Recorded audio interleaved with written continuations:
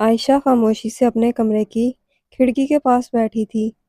باہر ہلکی بارش ہو رہی تھی، لیکن اس کے اندر کا موسم جیسے کب کا ختم ہو چکا تھا۔ اس کی آنکھوں میں آنسو نہیں تھے، بلکہ شاید اس لیے نہیں کہ وہ خوش تھی، بلکہ اس لیے کہ وہ اتنا رو چکی تھی کہ اب آنسو بھی تھک گئے تھے۔ عائشہ کو لگتا تھا کہ اس کی زندگی میں کچھ بھی اس کے حق میں نہیں ہوا۔ جس پر بھروسہ کیا اس نے ہی دھوکہ دیا۔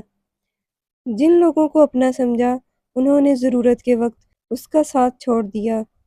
اس کے سپنے ایک ایک کر کے ٹوٹ گئے، اور سب سے بری بات، اب اس کا خود پر سے بھی بھروسہ اٹھ چکا تھا۔ وہ اکثر خود سے کہتی، شاید میں ہی بری ہوں، شاید میری زندگی کبھی ٹھیک نہیں ہوگی، شاید اللہ بھی مجھ سے ناراض ہیں۔ ایک رات وہ اپنے بستر پر بیٹھی ہوئی تھی، اس نے فون اٹھایا، سوشل میڈیا کھولا۔ ہر طرف لوگ خوش نظر آ رہے تھے۔ کسی کی شادی ہو رہی تھی، کسی کو نئی جاب مل رہی تھی، کسی کا بزنس چل رہا تھا، کسی کی زندگی پرفیکٹ لگ رہی تھی۔ عائشہ نے فون بند کیا اور دھیرے سے کہا، یا اللہ، سب کی زندگی اتنی اچھی ہے، صرف میری ہی کیوں نہیں؟ پھر اس کی نظر کمرے کے ایک کونے میں رکھے قرآن پر پڑی۔ کچھ دیر تک وہ اسے دیکھتی رہی، پھر اٹھ کر قرآن اپنے ہاتھ میں لیا۔ اس نے بنا سوچے ایک پیج کھولا اور اس کی نظر ایک آیت پہ جا رکی، اللہ کی رحمت سے مایوس نہ ہو۔ اس کی آنکھوں سے اچانک آنسو نکل پڑے، وہ زمین پر بیٹھ گئی اور پہلی بار بہت عرصے بعد اللہ سے اپنے دل کی بات کرنے لگی، یا اللہ، میں تھک گئی ہوں۔ میں لوگوں سے نہیں کہہ سکتی کہ میرے اندر کیا چل رہا ہے، لیکن آپ سے تو کہہ سکتی ہوں نا۔ یا اللہ، مجھے نہیں پتا میری زندگی کب ٹھیک ہوگی، بس مجھے اتنا پتا ہے کہ میں اب خود کو سنبھال نہیں سکتی۔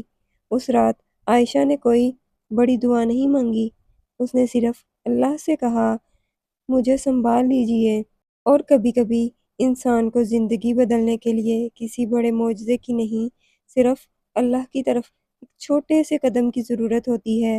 اگلے دن عائشہ کی زندگی پرفیکٹ نہیں ہوئی، اس کی پرابلمز ختم نہیں ہوئی، جن لوگوں نے اسے ہرٹ کیا تھا وہ واپس نہیں آئے، اس کے ٹوٹے ہوئے سپنے فوراً پورے نہیں ہوئے، لیکن ایک چیز بدل گئی، عائشہ کا نظریہ بدل گیا۔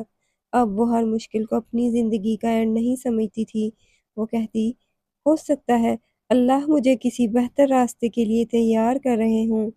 وہ ہر صبح اٹھ کر نماز پڑھتی، تھوڑا قرآن پڑھتی، اپنے لیے چھوٹی چھوٹی گولز بناتی، اور سب سے ضروری بات، اس نے خود کو معاف کرنا سیکھ لیا۔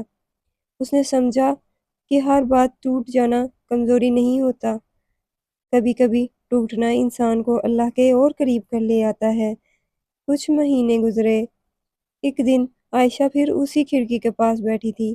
باہر بارش ہو رہی تھی، لیکن اس بار اس کے چہرے پر مسکراہٹ تھی۔ اس نے آسمان کی طرف دیکھا اور کہا، یا اللہ، اس رات مجھے لگا تھا میری زندگی ختم ہو گئی ہے، لیکن مجھے نہیں پتا تھا کہ وہ میری زندگی کا اینڈ نہیں، میری نئی زندگی کی شروعات تھی۔